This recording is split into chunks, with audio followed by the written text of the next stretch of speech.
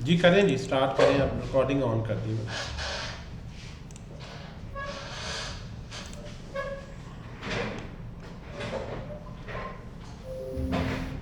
अच्छा जी, Mongo dB atlas, ये अब मोंगो डीबी लिखा है जिस तरह उन्होंने, तो अटलस आगे लिखते हैं। अटलस मोंगो डीबी को थोड़ा सा मैं थ्योरी भी बताता जाता हूँ साथ साथ। मोंगो डीबी में आप दो तरीक़ों से काम कर सकते हैं। एक तो है कि इसको डाउनलोड करके अपने सिस्टम पे इंस्टॉल कर लें, जिस तरह बाकी डेटाबेसेस, उसका हम बोलते हैं लोकल डीबी। एक है कि आप ऑनलाइन ही डेटाबेस क्रिएट करें। मोंगो डीबी का जो ऑनलाइन क्लाउड है ना, ये सामने देखें नाम लिखा हुआ है, Mongo dB atlas cloud database.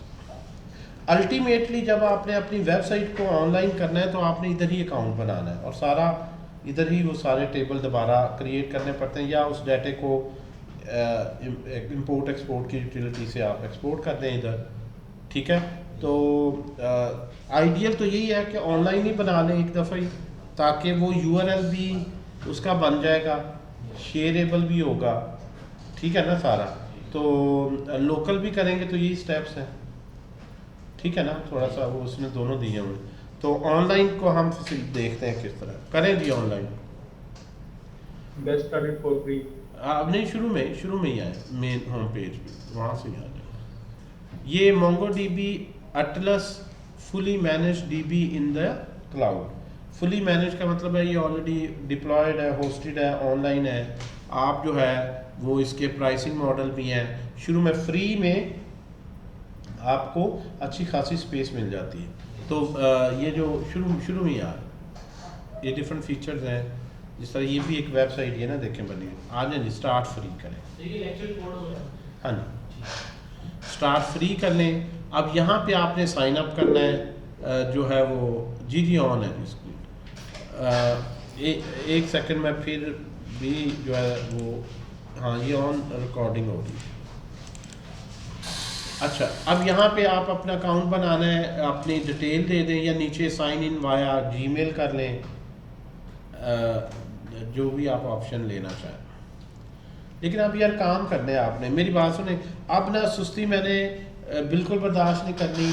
अब आपने पूरे प्रोजेक्ट्स बनाने हैं। डेटाबेस होगी मोंगो डीबी में, नोड सर्वर एक्सप्रेस होगा, फ्रंट एंड पे रिएक्ट होगी, कनेक्ट नहीं होगा, पूरी फुल स्टैक एप्लीकेशन बनानी है। ठीक है ना, ताकि कंप्लीट फ्रंट एंड से लेकर बैक एंड तक पूरा आपको अब जो भी प्रोजेक्ट होगा क्रिएट करें जी account. The email address is already in use, already शायद आपने बनाया हो। साइन अप करने में जीमेल तो ज़्यादा इजी रह जाता है किसी डिफरेंट अकाउंट से। ले जी,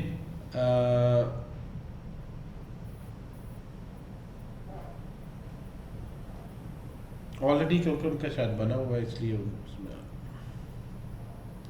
कोई न्यू ईमेल किसी डिफरेंट ईमेल से बना लें बेटा। ब्राउज़र नया खोल लेना, उसमें ये कौन सा वाला ब्राउज़र नया खोलें, उसमें वो अगर क्रोम है ना, ब्राउज़र नया खोलें, नया ब्राउज़र जिसमें लॉगिन डिफरेंट। इतने नहीं, एक ही ना क्या करता है यार, ये ले जाए। दूसरे ईमेल से बना लेता हूँ। हाँ जी, दूसरे ईमेल से बना लें, पर ब्राउज़र से ही राइट साइड पे टॉप पे आके यहाँ चले, हाँ यहाँ से बना लें।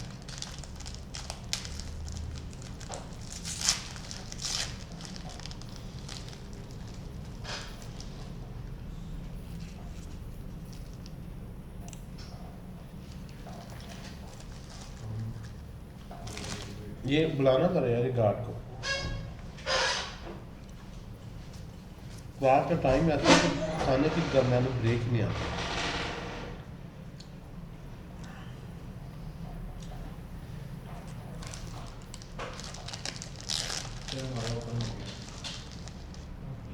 उनको ऑलरेडी शायद था, एक ग्लास में कम कर दिया।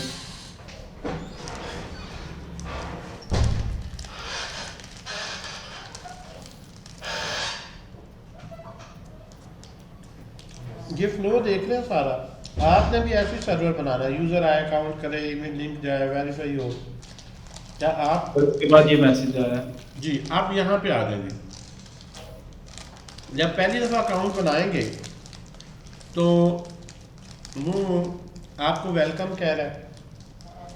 पहली दफ़ा तो डाटा वो अपनी मार्केटिंग के लिए इकट्ठा कर रहा है कि आपका गोल क्या है आज का, बताएंगे। बिल्ड अ न्यू एप्लीकेशन किस तरह की होगी, कोई भी सिलेक्ट कर लें।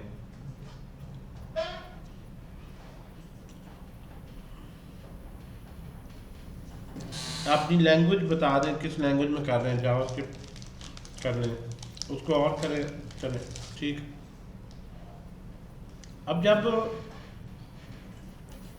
सेकंड स्क्रीन पे आते हैं ना, तो आपने अपनी जो एप्लीकेशन है वो जो डिप्लॉय करनी है, जो ऑनलाइन आनी डेटाबेस, ये एप्लीकेशन को डेटाबेस कह रहा है, डेटाबेस एप्लीकेशन। वो पैसों की कुछ ऑफर कर रहा है एज यूजुअल। आप कोने में फ्री वाली ऑप्शन ले लें। फ्री में देखें लिखा क्या हुआ, फ्री में आपको कह रहा है जी आपको 512 MB की स्टोरेज मिलेगी अगर आपकी इस डेटाबेस का साइज है। इसमें इमेजेस वगैरह नहीं शामिल होते, ठीक है। रैम जो है वो शेड होगी, अगर आप उसको $0.8 ये वाला ये ले जाए देते हैं तो 2 GB रैम होगी। CPU यानी रैम और CPU स्पीड ही है ना, नॉट स्टोरेज। उसकी ऑप्शन बढ़ जाती हैं जब आप पेड लेते हैं।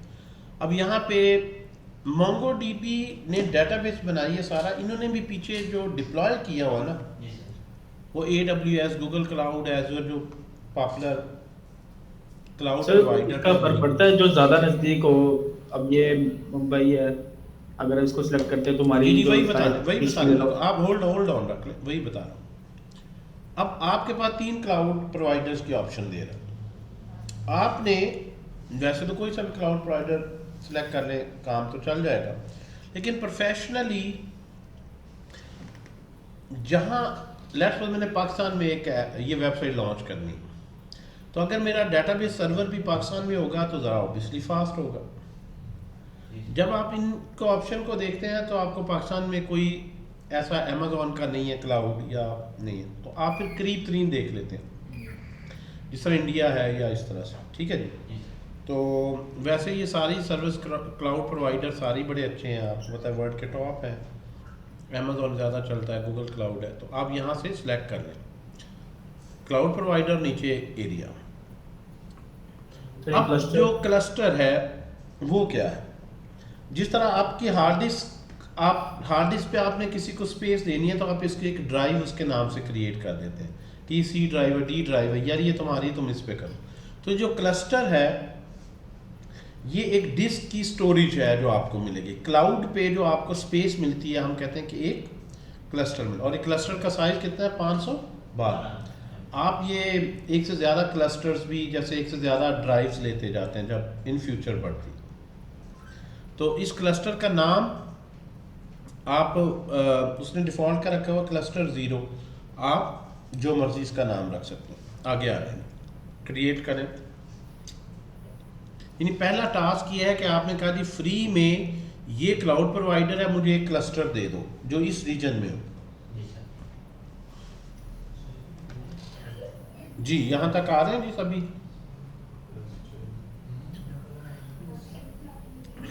ठहर।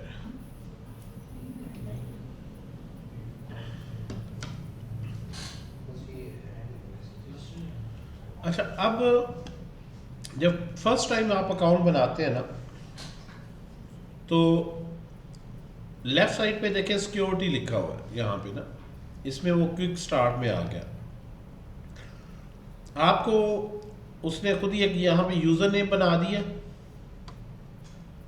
और उसने नीचे हाँ पासवर्ड दे दिया, ऑटो जनरेट उसने कर दिया ज़रा स्ट्रॉन्ग सा पासवर्ड। क्या पहला यूज़र बनाएं जिसके थ्रू आप इस पे लॉगिन होंगे।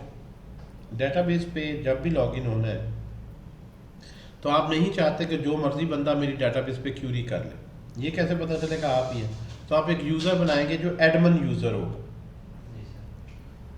ठीक है जी। उस यूज़र के थ्रू आप मैनुअली जो है वो लॉगिन तो हुए, तो आपने अपना ईमेल वगैरह दिया ना, ये डेटाबेस इसको एक्सेस करने का यूज़र है, डीबीए का एडमिन है। ये यूज़र नेम पासवर्ड आपने सॉफ्टवेयर में लिखना है, नोड एप्लीकेशन में सर्वर जो हम बनाएंगे वहाँ पे इस यूज़र नेम पासवर्ड के थ्रू लॉगिन होके आप क्यूरीज कर सकें। एक है ना इस डैशबोर्ड पे लॉगिन होना, वो तो हमने दिया।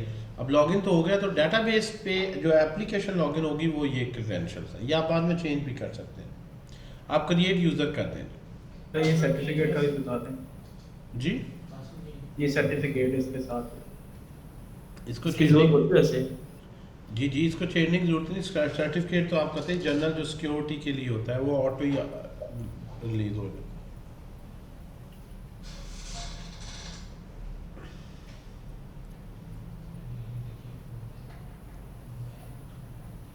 सही आ गया है।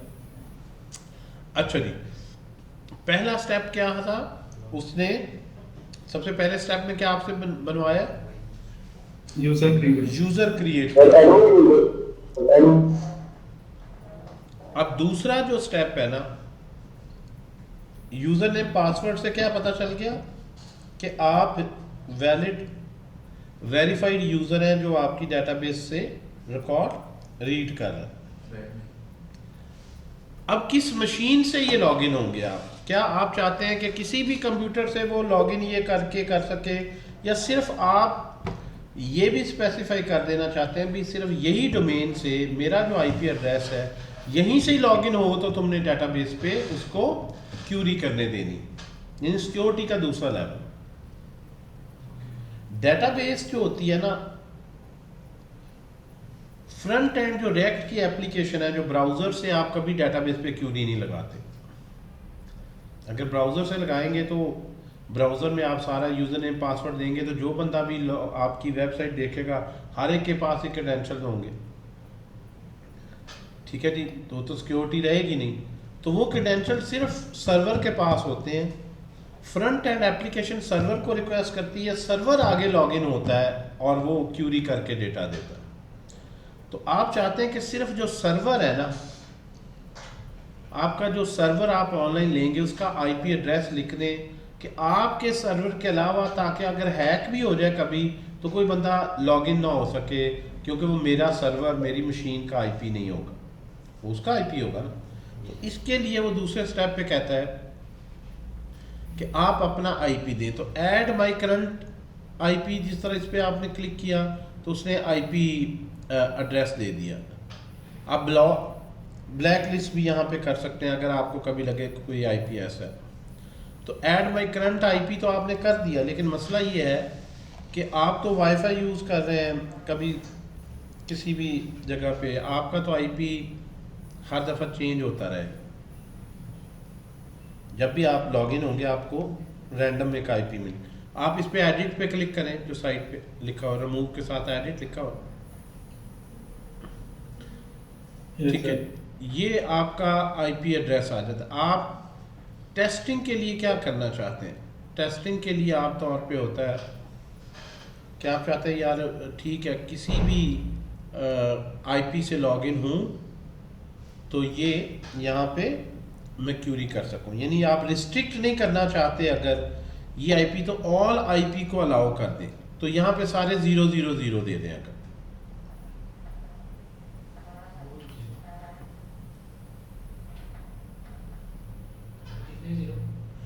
चार होते हैं ना आईपी एड्रेस में, 0.0.0। जी सर, एंटर कर दूं। 000 का क्या मतलब होता है? एनी आईपी, यानी आपने सबको, जब आप इसको ऑनलाइन करने लगे तो यहाँ जो सर्वर जहाँ पे आप अपना नोड सर्वर डिप्लॉय करें वहाँ से आईपी लेके यहाँ पे दे सकते हैं, ठीक है। फिलहाल आपने जब ये कर दिया तो इसका मतलब है कि कहीं से भी लॉगिन हो आपको कोई इशू नहीं आएगा, ठीक है। जी सर ये फाइनल में सर हमने सर अपने जो सर हम नोड सर्वर बनाएंगे सर उसका आईपी देना है सर एंड पे। जी बिल्कुल, जब आप लाइव करेंगे ऑनलाइन तो उस वक्त यहाँ पे आप आईपी दे सकते हैं, एक से ज़्यादा भी दे सकते हैं आईपी, बिल्कुल उसका फिर आइडियली आईपी एड्रेस दे दिया जाता है जहाँ पे आपने ऑनलाइन होस्ट करवाया होता है अपना नोड सर्वर।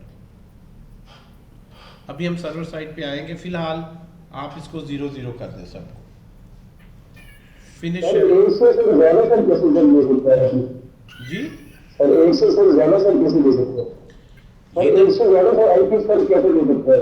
सर यहाँ से यहाँ पे लिखते जाओ, ऐड करते जाओ, होते जाएंगे। Okay sir, finish. Finish and close करते सर हैं। ये बता दें ये क्या चीज़ है ये क्लाउड एनवायरनमेंट? क्लाउड एनवायरनमेंट और लोकल एनवायरनमेंट, देखिए एनवायरनमेंट पहले समझना होगा क्या होता है। दो तरह के एनवायरनमेंट होते हैं, फिलहाल आपकी सेटिंग सेम ही आ रही है। लोकल एनवायरनमेंट ये होता है कि जब आप लोकल होस्ट से उसको एक्सेस करते हैं, जिस तरह वो बता रहा है, use this to add remote IP address to the IP address list, this can be modified for. आप अपना यानी लोकल होस्ट से जब आप करेंगे, अभी आपने शायद सर्वर पे काम नहीं किया तो इसमें हम देखेंगे ये किस तरह से करना है। यानी लोकल एनवायरनमेंट का आईपी अलग रख सकते हैं कि जब लोकल आप अपने लोकल होस्ट से हों, और जब ऑनलाइन क्लाउड से हों तो उसका environment to environment credentials different रख सकते हैं। ठीक है। ठीक है, डेवलपमेंट एनवायरनमेंट होता है, एक प्रोडक्शन एनवायरनमेंट होता है। अभी हम नोड सर्वर पे आएंगे ना, तो अगर आप मुख्तलिफ एनवायरनमेंट्स बना सकते हैं, लाइक मैं चाहता हूँ कि जब मैं लोकल होस्ट से हूँ तो फिर जो मर्जी आईपी हो, लेकिन जब ऑनलाइन हो तो सिर्फ यही वाले आईपी, मतलब इस तरह की ये सिक्योरिटी के ये जो बहुत ज़्यादा ये जो स्पेशलाइज्ड एरिया होता है ना, अभी क्लाउड पे भी देख लें, इसका क्लाउड है, ये क्लाउड इंजीनियर्स की भी जॉब होती है कि एफिशिएंट सारी सेटिंग्स रखें, सिक्योरिटी को इंश्योर करें, हैकिंग ना हो, सारी मेजर्स लें। ठीक है ना, एज अ वेब डेवलपर आपको मेन सेटिंग्स का पता होता है जो आपने कर दी। अगर बहुत डिटेल्ड में है तो फिर बड़ी कंपनीज ने आपको तो डीबी अलग रखे होते हैं, सिक्योरिटी के लिए अलग होते हैं, एथिकल हैकिंग के लिए अलग हैं, क्लाउड इंजीनियर्स अलग हैं। ठीक है, लेकिन मेन सेटिंग्स का आपको पता होना चाहिए एज अ वेब। जी चलें जी, अब ये मेन डैशबोर्ड पे आप आ जाएंगे। ठीक है, इसको आप स्किप करते हैं, बैकअप की पॉलिसी वगैरह, क्योंकि आप कहेंगे कि मेरी डेटाबेस क्रैश ना करे, कोई इशू हो तो बैकअप रखें, हर चीज़ के वो डेफिनेटली पैसे शैसे आपसे अलग से मांगेगा। हमें अभी ज़रूरत नहीं, हमारी तो अभी टेस्टिंग के लिए डेटा है, वो अगर हम दोबारा डिलीट करके भी बना सकते हैं। ये आपके सामने नेक्सस बेरी ग्रीन में लिखा आ गया है ना, अगर ग्रीन में कहाँ पे लाएंगे, जिन्होंने क्लस्टर का नाम रखा था वैसे क्लस्टर 0 आता है, ये नेक्सस बेरी ग्रीन में लिखा आ रहा है, ये ग्रीन डॉट कनेक्ट के साथ, कनेक्ट व्यू मॉनिटरिंग ब्राउज,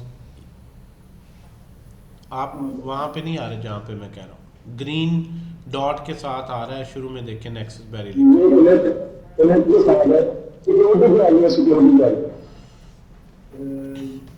ये अपग्रेड के ऊपर बेटा, यही वाली जो रो है, कनेक्ट जहाँ पे लिखा है कनेक्ट व्यू, हाँ ये। अच्छा, इस पूरी रो में आपके इस क्लस्टर की इंफॉर्मेशन है। ग्रीन का मतलब है, अभी आपने क्लिक नहीं करना था बेटा, उसी पे आ जाए, बैक आ जाए। ग्रीन का मतलब क्या है, सक्सेसफुली आपका क्लस्टर बन गया है और ये अब रेडी है डाटा स्टोर करने के लिए। डेटाबेस बनाएं 512 MB में, आप जितनी मर्जी डेटाबेसेस बनाएं, उसका टोटल साइज इसमें ये इन्होंने फैसिलिटी दी। आप टेस्टिंग के लिए 1 2 3 4 जितनी मर्जी डेटाबेसेस बना लें, उस पर रिस्ट्रिक्शन दी। राइट साइड पे बिल्कुल इसके आ जाएं, आखिरी पे तो लिखा हुआ फ्री है, शेड है, ये क्लस्टर की इंफॉर्मेशन है कि ये क्लस्टर फ्री है और शेड, यानी इसकी मेमोरी और CPU डेडिकेटेड नहीं से मिला हुआ। अब आपने डेटाबेस कैसे बनानी है, पहला तो काम आपका ये है इस पर डेटाबेस बनाना। तो डेटाबेस में हमारे पास, अगर आप किसी ने यूनिवर्सिटी में पढ़ा है तो SQL बेस्ड डेटाबेस में हम कहते हैं कि डाटा स्टोर होता है टेबल्स में और रोज में, कॉलम्स में। टेबल्स की बजाय MongoDB में हम उन्हें कहते हैं कलेक्शंस। क्या बोलते हैं? और हर टेबल की जो रो है, रो की बजाय बोलते हैं डॉक्यूमेंट। क्या बोलते हैं? जब PDF डॉक्यूमेंट होता है ना कि table is a collection of rows and columns. Rows बहुत सी मिलेंगी, टेबल बनेंगे। तो यहाँ हम क्या कहेंगे? We have a collection that is collection of documents. ठीक है जी। क्योंकि ये ज़रूरी नहीं, टेबल के रो कॉलम में ये फिलॉसफी होती है कि हर रो में एक जैसे कॉलम होते हैं। कॉलम्स की तादाद, उनकी डेटा टाइप एक होती है। यानी आईडी का कॉलम है तो सारे आईडी पढ़े, और सारे न्यूमेरिक डेटा टाइप है तो नंबर में पढ़े। अगर नाम उसका टाइटल है और उसकी डेटा टाइप वारचार या स्ट्रिंग है तो सारे उसमें टाइटल ही है उस कॉलम में और स्ट्रिंग डेटा टाइप के ही है। यानी उसमें फिक्स्ड स्कीमा होता है। MongoDB फ्लेक्सिबल डेटाबेस है, इसमें कोई स्कीमा नहीं। आपने टाइटल रखा किसी में, चाहे कुछ रख लें, गलती से ABC 1 2 3 भी आ गया, नंबरक भी, डेट भी, वो सारा कुछ सेव हो जाए। आपने फ्रंट एंड पे चेक रखना कि इनवैलिड डाटा ना इधर आए। MongoDB के अंदर कोई चेक नहीं। वो एक जिस तरह टेबल में होता है, एक आपके पास रो है, उसमें 4 कॉलम है, दूसरी में हो सकता है 7 कॉलम हो जाए, एक में 2 कॉलम हो। यानी रोज, कॉलम्स, उनकी डेटा टाइप्स, इसको कहते हैं स्कीमा लेस डेटाबेस। क्या बोलते हैं? कि इतनी ज़्यादा फ्लेक्सिबिलिटी है डेवलपर को कि वो जिस तरह का भी डेटा चाहे रन टाइम पे स्टोर करवा लें। और कौन कौन सी डेटाबेस है जो नो सीक्वल डेटाबेस है, जिसमें इस तरह का फिक्स स्कीमा फॉलो नहीं होता। और एक जो सबसे पॉपुलर है, मोबाइल ऐप्स में सबसे ज़्यादा यूज़ होती है, फायरबेस। उसकी भी ये नेचर। ठीक है। इनमें क्यूरी करने के लिए SQL नहीं आनी चाहिए, select static from, no, JavaScript के थ्रू ही क्यूरी होगी। इस डेटाबेस से जितना भी काम होना है ना, डाटा रिट्रीव करना, डिलीट करना, जावास्क्रिप्ट का ही फंक्शन कॉल होना है। इसमें SQL नहीं चलनी जो आपने पढ़ी है। जिन्होंने अगर यूनिवर्सिटी में पढ़ा है, SQL बनाए, नॉर्मलाइज डेटाबेस हो, ER डायग्राम हो, आपके पास ज्वाइन क्यूरीज लगेंगी, सिलेक्ट स्टैटिक फ्रॉम, वेयर, ठीक है ना। तो उस तरह की जो है वो SQL बेस्ड सिंटैक्स नहीं। चलें जी आगे। ब्राउज कलेक्शंस, यहाँ पे क्लस्टर की ब्राउज कलेक्शंस के, इसमें ऑलरेडी कलेक्शंस क्या क्या बनी हुई है। क्लिक करें ना। अब ये आते हैं तो लेफ्ट साइड पे लिखा आ रहा है डेटाबेसेस 0 और कलेक्शंस 0। अभी ठहर कहाँ लिखा हुआ है? डेटाबेसेस 0 और कलेक्शन 0, हाईलाइट करें। ये जब आपने ब्राउज कलेक्शंस किया तो अभी कह रहा है आपने अभी तक कोई डेटाबेस नहीं बनाई और कोई टेबल भी नहीं, यानी उस डेटाबेस में कोई कलेक्शन भी अभी आप बिल्कुल, आपका जो क्लस्टर है वो खाली है, यानी आपकी जो ड्राइव है अभी उसमें कोई डेटाबेस नहीं है और उसके अंदर कोई रिकॉर्ड नहीं। अब आप जो है वो डेटाबेसेस जितनी मर्जी बना लें, लेकिन याद रखना है 512 MB की बस आपको स्टोरेज है, लेकिन वो बड़ी सफिशेंट है। ठीक है ना। ऐसा भी कर सकते हैं ना, मजीद क्लस्टर बना लें। क्लस्टर बना लें, लेकिन वो एक ही फ्री में आपको देता है, बाकियों के पैसे वो लेगा ना बनाने में। वो तो आप पूरी दुनिया का डाटा इतनी बड़ी डाटाबेस से सेव कर लें, मेरा मतलब फ्री में। वो तो जितनी मर्जी आप क्लस्टर बनाएं, इसको अपग्रेड करें, वो तो बार बार आपको कहेगा मोस्ट वेलकम, जी आया ले आओ पैसे, डॉलर फेंकें, जितना मर्जी डाटा दें, रैम फ्री, शेड नहीं, आपको डेडिकेटेड टेराबाइट्स की जो है वो मेमोरी स्टोरेज और देते हैं, रैम आप ले लें 1000 GB की लेने, उससे क्या है। अच्छा जी, अब आपने एक कलेक्शन बनानी है तो यहाँ पे कह रहा है load a sample data set. Database को क्या कह रहा है? Data set. कुछ इसने ऑलरेडी बनाए भी हुए हैं सैंपल, कुछ है कि आपने अपना ऐड करना है तो आप पहले डेटाबेस बनाएंगे, उसके अंदर कलेक्शंस बनाते जाए। तो load a sample data set करें। वैसे ओह यार एक तो तुम फौरन ही क्लिक कर देते हो, तुम तो ऐसे नहीं पढ़ा सकते किसी को तो होता। तो अब मुझे लगा तुमने आगे सेंड कर। स्पेस ही कंज्यूम सर कर। वैसे कलेक्शन बनाने के बाद इसको डिलीट भी कर सकते हैं। जी जी डिलीट हम तो लोग कर सकते हैं बिल्कुल, नहीं। लेकिन यही खेलते रहेंगे, बना लो डिलीट कर लो। बिल्कुल लर्निंग में तो यही होता है ना, आप बना रहे हैं क्रिएट कर रहे हैं, लेकिन वो मैंने इतना बनवाना नहीं था, आपने वो 300 MB डाउनलोड शुरू कर दिया है। 30 MB कितना था, 30 MB कितना 350 वो एक छोटा सा बनाते आगे करते, वो तो आप घर में मैंने कहा था बाद में एक्सप्लोर कर लेते, सैम्पल डेटा सेट्स भी देख के। चले होने दें जी, देखना है कि अपनी हम डेटाबेस कैसे बनाएं, अपनी मर्जी के उसमें कॉलम दूं, डेटा दूं सारा, उसको कैसे फैच करके फ्रंट एंड पे लाऊं। तो सैम्पल डेटा सेट पे तो तब होता है जब आप कहते हैं यार पता है मुझे बस सैम्पल डेटा आ जाए, मैं आगे फ्रंट एंड पे काम करना चाहता हूँ, वो सब रिकॉर्ड पहले एंटर हो। सर एक क्वेश्चन पूछूं?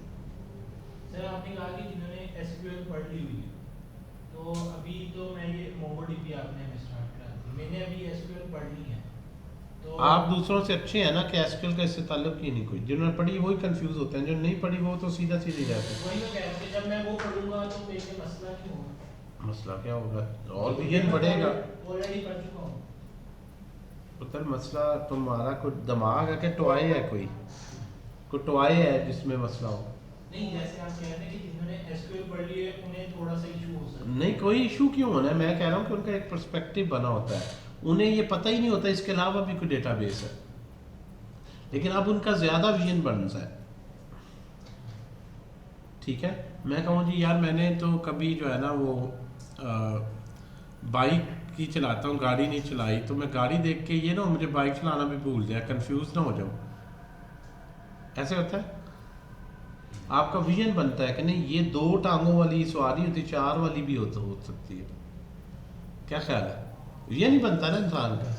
फिर तुम बस देखते हो, अच्छा नहीं ज़्यादा जो कार से बड़ी कैपेसिटी है, तो जो है वो अभी मैं उठ के आया हूँ क्लास से, ठीक है, पाइथन लैंग्वेज पढ़ा रहा था, मेरे को वो आप जावास्क्रिप्ट पढ़ाने जाना है, तो मैं कंफ्यूज ना हो जाऊँ।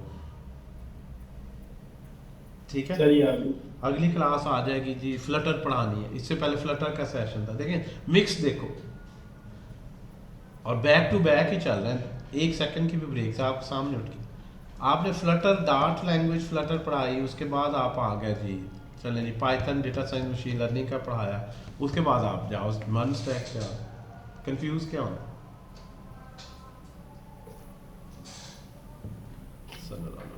जी जी सर, ये एग्जांपल। अच्छा जी, अब आपके देखें एयरबीएनबी टाइप डेटा है जिसमें रेंटल जो होम्स वगैरह है शेड में, ठीक है जी, डिफरेंट जो है वो सप्लायर्स की एंड सो ऑन इंफॉर्मेशन। पहला देखें ज़रा मुख्तलिफ डेटा बेसिस, कितनी ज़्यादा उन्होंने डेटा बेसिस बना दी, पहले ही आ जाए। सर हमने तो अभी क्रिएट ही की, वो तो उस बंदे को बड़ी जल्दी थी, यही तो तुम्हारे सवाल का मैं इसे कह रहा था। अब जब आप इसको ड्रॉप डाउन में लगाते हैं तो लिस्टिंग एंड रिव्यू, इधर घरों की एक डेटाबेस है, वो कुछ सैंपल दिखा रहा है, क्लिक करेंगे। अच्छा, डेटाबेस में उसने जिस तरह से बताया कितने 1000 रिकॉर्ड्स हैं। अब आप ये यूआई में इसमें देख सकते हैं कि हर एक जो इसमें उस तरह टेबल्स में रोज़ कॉलम में नहीं आ रहा है, इसको आप उसी तरह समझें जैसे जावास्क्रिप्ट में अरे ऑफ ऑब्जेक्ट्स है ना, ये उसी तरह से है। जैसे जावास्क्रिप्ट में ना अरे ऑफ ऑब्जेक्ट्स है, हर ऑब्जेक्ट एक रिकॉर्ड है, ये जेसन ऑब्जेक्ट ही है, अरे ऑफ ऑब्जेक्ट्स ही है। ये ज़्यादा आसान है क्योंकि वही प्रोग्रामिंग वाली पर्सपेक्टिव है।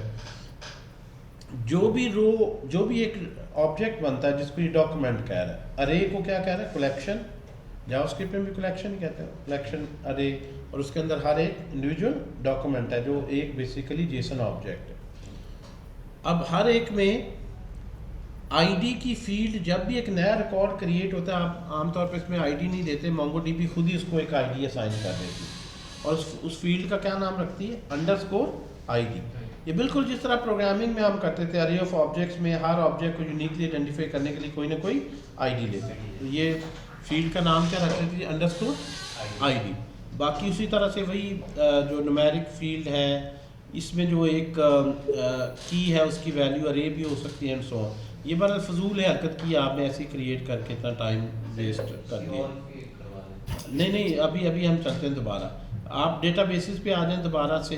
ये ऊपर लिखा हो क्रिएट डेटाबेस, देखें यस, इस पे आते हैं क्रिएट डेटाबेस। अगर अपनी डेटाबेस हम बनाते हैं एक सिंपल सी, अब यहाँ पे आप KFC का तुम बना रहे थे वही वाली बना लो, KFC DB, KFC का वही डेटा जो आप लोगों ने लिया है वो आप यहाँ पे सेव कर सकते हैं KFC DB। अच्छा, KFC DB में डेटाबेस में पहले नाम रख दिया, वो कहता है जी बताओ कौन सा टेबल पहला क्रिएट करना है, हमने रख दिया प्रोडक्ट्स।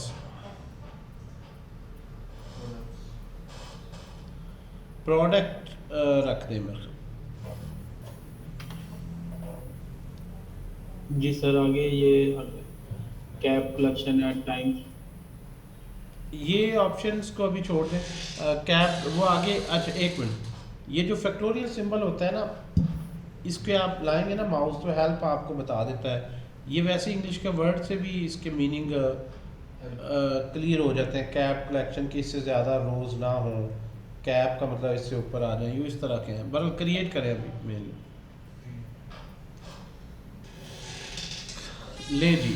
ये यहाँ पे देखें लेफ़्ट साइड पे KFC DB में एक प्रोडक्ट की कलेक्शन क्रिएट हो गई, उस पर लाते हैं जो ही माउस तो आगे रिसाइकल बिन भी बना हुआ, डिलीट भी कर सकते हैं, ठीक है। और ऊपर DB पे लाएं, KFC DB पे माउस, तो ये आगे प्लस का बटन आता है, क्लिक करें प्लस पे, तो आप मज़ीद कलेक्शंस उसमें डाल सकते हैं। लाइक मैंने एक प्रोडक्ट का टेबल बनाया, कैटेगरी का टेबल बना लेता हूँ, कैटेगरी की कलेक्शन भी बना, उसमें यही थे ना हमारे, लेकिन जी कैटेगरी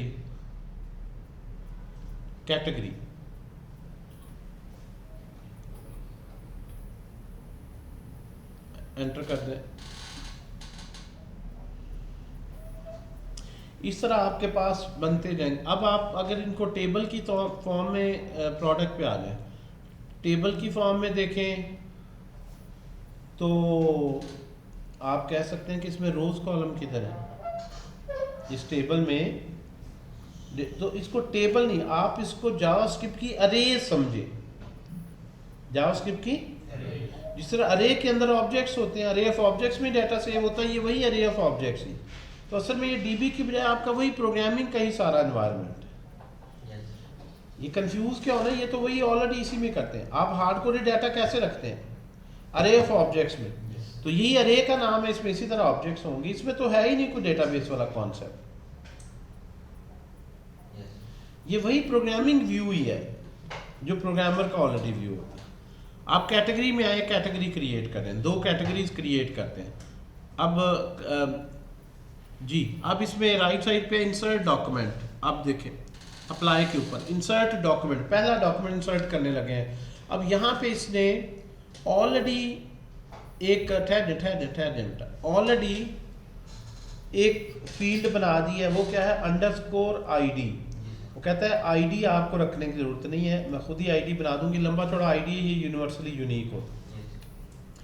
आप यहाँ पे अपनी मर्जी के अरे के अंदर ऑब्जेक्ट है ना, आप इसके अंदर डिसाइड करें क्या क्या आपने डेटा इसमें रखना है। तो ऑब्जेक्ट में की वैल्यू पेयर्स ही होते हैं ना, तो _ID के नीचे लेफ्ट साइड पे क्लिक करें, यहाँ पे क्लिक करें, लेकिन नेम, कैटेगरी का नेम था, नेम रखा हुआ था, क्या था जी नेम, एवरीडे वैल्यू, वो इस तरह से था ना। KFC को छोड़ देना, जिस तरह से एक्चुअल वेबसाइट का डेटा ही यहाँ एंटर करें, जिस तरह everyday value, signature boxes, sharing boxes, ये 1-2 कैटेगरीज क्रिएट करें थे।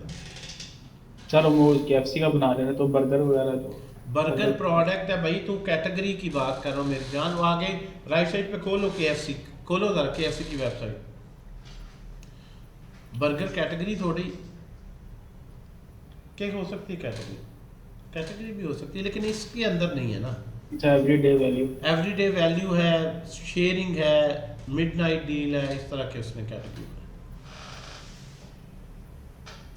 2 कैटेगरीज बना लो, तो 3 बना लो। हर कैटेगरी के बारे में क्या है जी, हर कैटेगरी हाँ भाई एवरी डे लिखा है, एवरी डे, एवरी आपने वैल्यू लिखा है, एवरी डे लिखा है। एक मिनट दे दें। हर कैटेगरी के बारे में क्या क्या नोट करना है हमने, वो वेबसाइट से देख लें। अगर क्लाइंट आप कहते हैं यार इस तरह की बना दे, दोबारा वेबसाइट पे आएंगे, आपने नोट किया कि हर तो इसमें और चीज़ अगर बीच में की वैल्यू ऐड करनी हो, बेटा अभी आप ये छोड़ दें, अभी छोड़ देना, ये मुश्किल होता है ना, आपका हाथ है, अब मेरे सामने मेरे कंट्रोल में, आपने अपना दिमाग नहीं इस्तेमाल करना। ठीक है इंसर्ट कर दो। नहीं इंसर्ट मैंने कहा वेबसाइट पे आए। हाँ, अब आपने पहले यहाँ से ये खुद लॉजिक बनानी कि यार मैंने हर कैटेगरी के बारे में क्या क्या सेव करना है, मेरा डिज़ाइन किस तरह का है।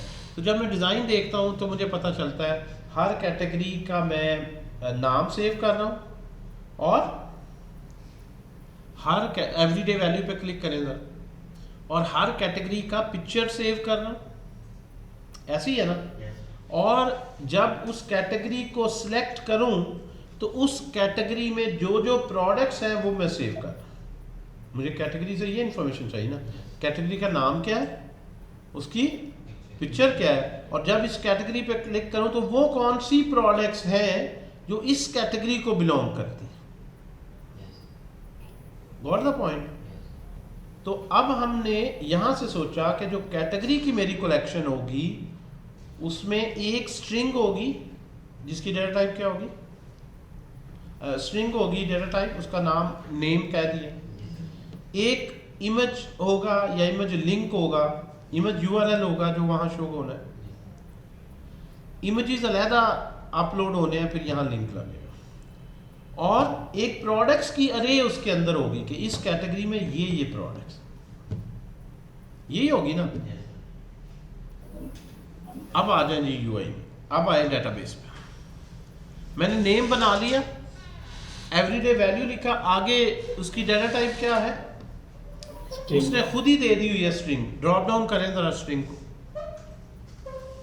आप यहां पे देखें ये डेटा टाइप्स वो है जो जावास्क्रिप्ट में नहीं है, मोंगोडीबी में डेटा टाइप्स हैं जो डेटाबेस ने अपनी दी। इनकी आपस में मैपिंग ऑटोमेटिकली हो जाती है कि जो जावास्क्रिप्ट की स्ट्रिंग है वो यहाँ पे स्ट्रिंग में या वारशार इसमें आ जाएगी, जो वहाँ पे नंबर है वो इधर इंटीजर वगैरह में भी आ जाएगा, फ्लोट में भी आ जाएगा, एंड सो ऑन। आगे आ जाए, एक और फील्ड क्रिएट करनी है तो आपने ये जो एवरीडे वैल्यू है इसके शुरू में लिखेंगे तो प्लस का बटन बनता है, खुद ही पॉपअप आता है, इस पर क्लिक करें तो एक और स्पेस एम्प्टी स्लॉट क्रिएट हो जाती है, क्लिक करें जी प्लस। अब यहाँ पे यूआरएल रख दें, इमेज यूआरएल,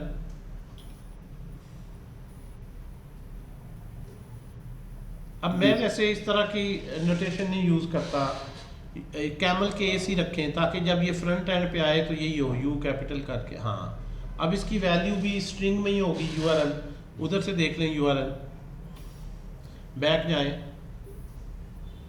यूआरएल इसका ही नोट कर लें, निकालें। आप लोगों ने ना सबसे पहले आपका टास्क है, कल मैंने सबसे चेक करना है, आपने ये जो डाटा है ना KFC के इसमें डाल दें, डिज़ाइन पहले ही बना हुआ है, फिर हम इसको पूरे को एक प्रॉपर जो है आपके पास फास्ट फूड की वेबसाइट बन जाएगी और आपकी प्रैक्टिस भी हो जाएगी। ये आप यूआरएल निकाल लेंगे इसका कैटेगरी का, क्योंकि इमेजेस वगैरह सारे आपको मिल जाएंगे तो ज़रा खूबसूरत साइट बन जाएगी। ये इमेज कॉपी किया लिंक और वहाँ पे ले, ये हमने इमेज यूआरएल रख दिया।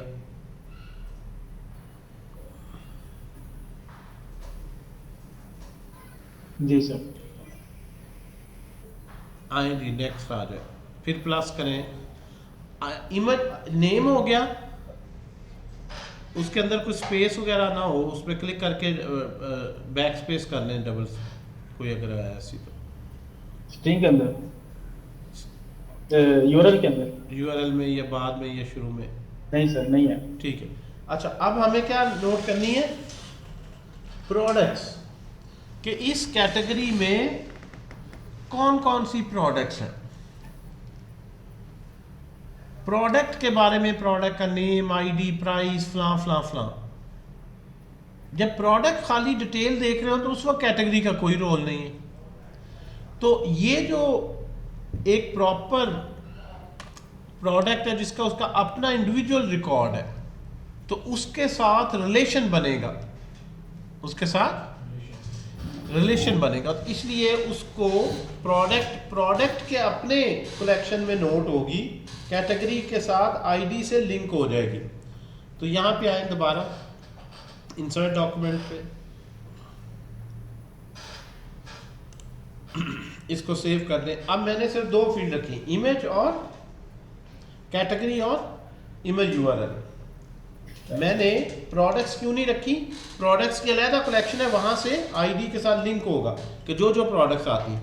अब एक और कैटेगरी कर दीजिए यार क्विकली, इंसर्ट डॉक्यूमेंट करें एक और, ज़रा क्विक कर लें, कोई एक और कैटेगरी करें, फिर मैं बताता हूँ। तो आपने KFC की साइट का डेटा इसमें डिज़ाइन ऑलरेडी नुमान ने भी शेयर किया हुआ है, या ख़ुद वैसे कार्ड्स में हम कर लेंगे। ये जो MongoDB की डेटाबेस है इसकी API बना लेंगे और इसको फ्रंट एंड पे मैप कर लेंगे। कल ये मन स्टैक की कंप्लीट ऐप आपके पास होगी कि डायरेक्ट की एप्लीकेशन है, पीछे डेटाबेस से डाटा आ रहा है, नोड सर्वर से रिक्वेस्ट कर रहे हैं, सो साजिद साहब ये जो है ना सर्वर आपने लिखना है, ये कल इसी तरह लाइव लिखना है और फ्रंट एंड पे कार्ड्स में शो करके ना दिखाना है। पूरा आपने सारा कोड करना है, लाइव कोड करना है, एक दफ़ा पहले लिखा हुआ देख लीजिए, ठीक है जी, हो जाएगा। आप कनेक्ट करेंगे वहाँ पे, सिंपल फाइंड की रिक्वेस्ट की है ना, तो रिस्पॉन्स कर देंगे, एक ही राउट बस बनेगा, कोई कंट्रोलर सर्विसेज को कॉम्प्लेक्स नहीं, पहले एक ही फाइल में ही सारा कोड पहले स्टेप। अच्छा ये 2 जिस तरह इन्होंने बना दिए, अब हम आते हैं प्रोडक्ट में। प्रोडक्ट में आ जाए ताकि आप प्रोजेक्ट्स इन्हें करवाएं, बस इनको छोटी छोटी प्रोडक्ट्स में भी इस तरह करें, इंसर्ट डॉक्यूमेंट। अब आ जाए फ्रंट एंड पे, जब भी आपने डाटा क्या रखना है फ्रंट डिज़ाइन से देखना है, आपने इधर उधर सामने देखेंगे, डिज़ाइन में आ जाए, डाटा मैंने क्या रखना है, इधर देखें, इधर सभी वो आपने डिज़ाइन से आए, क्लिक करें जी इस पर। अगर सिर्फ कार्ड शो करना है तो और है, नीचे ऑप्शंस भी हैं, फिलहाल सिर्फ कार्ड वाला डेटा रख लेते हैं क्योंकि बहुत ज़्यादा हो जाए। बैक पे आ जाए, अगर मैंने कार्ड रखना है तो हर एक जो प्रोडक्ट है उसमें क्या क्या होगा, उसका नेम, डिस्क्रिप्शन, प्राइस और इमेज यूआरएल, 1 2 3 कितनी चीज़ें होगी, 4, और 5वां कैटेगरी के साथ उसका लिंक बने कि ये प्रोडक्ट किस कैटेगरी, क्या ख्याल है, ये प्रोडक्ट किस कैटेगरी, 5 चीज़ें होगी ना, इसका इमेज, और ये क्रंच बर्गर उठा लें, इसकी डिटेल यहीं से कॉपी करें, यहाँ पे नेम, और नेम में वो ले दें, शाबाश, आगे आ जाए प्लस करके, फिर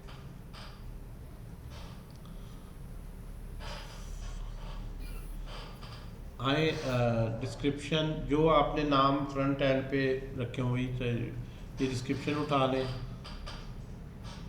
प्राइस उठा लें और इमेज यूआरएल उठा लें। कैटेगरी का क्या करना है ये देखते हैं। प्राइस जो है वो रुपीस नहीं साथ लिखना, स्ट्रिंग में नहीं लेनी, एक्सपेंड करें, नंबर यानी नंबर के लिए फ्लोट में ले लें, कोई कौन सी डेटा टाइप आप देख के लेंगे, कहाँ घूम रहा है,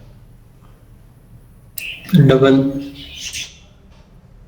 क्या हो गया, डबल फ्लोटिंग पॉइंट में डबल प्रिसीजन नंबर आ गया। प्राइस आपने न्यूमेरिक नहीं, न्यूमेरिक रखनी है, स्ट्रिंग में नहीं, ताकि बाद में हम कहें कि इससे जो महंगी प्राइसेस हैं थोड़ी हैं, प्राइस वाइज सॉर्ट करके दिखाओ, जिनकी प्राइस इस रेंज में है वो दिखाओ, सारे फिल्टर लग सके।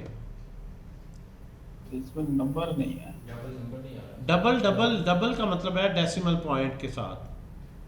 डेटा टाइप सिलेक्ट नहीं, एडिट नहीं हो रहा,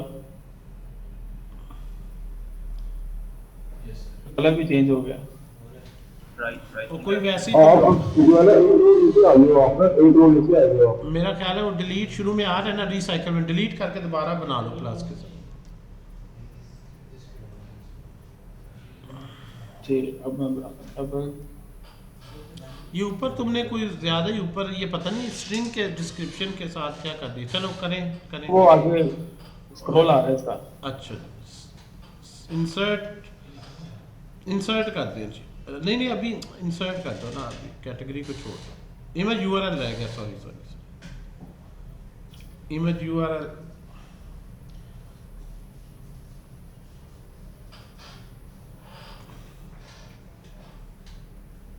जी सर, इंसर्ट कर दो, कैटेगरी रहने दो। यूआरएल तो दो। दे दिया सर, ये रहा। ओके जी, कैटेगरी रहने। इस तरह आपने प्रोडक्ट, अब देखिए इस तरह काफ़ी हेक्टिक होता है कि आप जाके डेटाबेस में करें, प्रॉपर एक डाटा एंट्री फॉर्म बनेगा और सारा कुछ होगा। पहले तो स्टेप में आप मोंगोडीबी में डायरेक्ट कोई छेड़खानी करनी है, सारा वो देख लेना। अच्छा, अब यहाँ पे सर इधर इसमें कैटेगरी नहीं है। जी वही बताने लगा। अब यहाँ से ये कैसे पता चलेगा कि ये प्रोडक्ट किस कैटेगरी की है? अटैच करना पड़ेगा सर इसमें एक अब अटैच कैसे करते हैं ये देख लें। प्रोडक्ट में ऐड हो कैटेगरी में आ जाए, इधर देखें जरा, इधर सामने यार गौर से देखें। कैटेगरी में अटैच होता है ये ऑब्जेक्ट आईडी की बेस पर, ये जो आईडी लिखा हुआ है ना इसकी बेस पर। अब आपने एवरीडे वैल्यू में लाना है तो इसका आईडी नोट कर लें। ये अंदर जो डबल कोट्स के अंदर आईडी है नोट, कॉपी कर लें। कॉपी हो गया, प्रोडक्ट में आए। अब इसको इसमें तो एडिट आगे पेंसिल आइकन है, एडिट करें और यहाँ पे एक नई फील्ड बनाएं, उसका नाम रख दें कैटेगरी।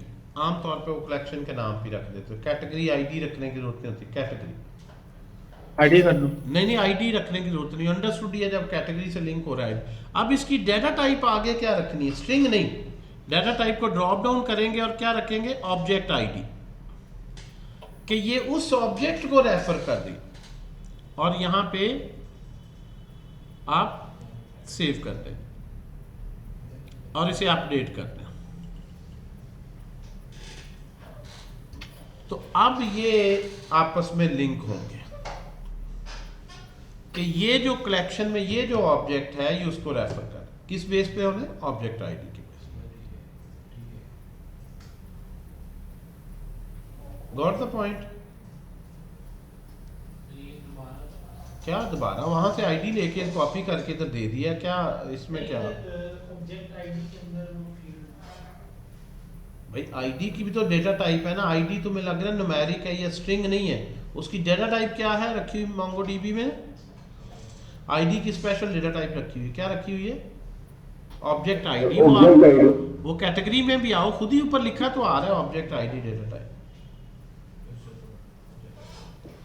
ये मेमोरी रेफरेंस है ना स्पेशल जो उसने दिया हुआ।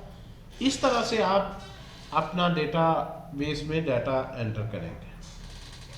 एक्चुअली सर जी सर मेमोरी जो है सर, ये जो सर अभी आपने बताया कि मेमोरी रेफरेंस, ये सर ऑब्जेक्ट आईडी है सर, मेमोरी रेफरेंस जो सर स्पेशली दिया है। जी बिल्कुल। Okay sir. अब आप लोगों का टास्क क्या आज का, अभी जो ना उठना ही जाना, क्लास नहीं खत्म होनी, ये इसको पूरा करें जरा। चले सारी नहीं तो कम से कम तीन तो कैटेगरी दें ताकि उधर फिल्टर चल सके। हर एक में 3 4 प्रोडक्ट्स तो दें। पूरा लिंक बनाए, इमेज यूआरएल ले ताकि कुछ थोड़ा सा वेबसाइट पे भी तो कंटेंट आ जाए। कम से कम 3 कैटेगरी, हर एक में 4 प्रोडक्ट्स, ये भी एंटर करने चाहिए। प्रोडक्ट की बस ये बेसिक इन्फो कुछ करेंगे, सारे करें, इसकी सारी करें ना, सबको फॉलो करा दें। इसको मैं रिकॉर्डिंग ऑफ कर देता हूँ।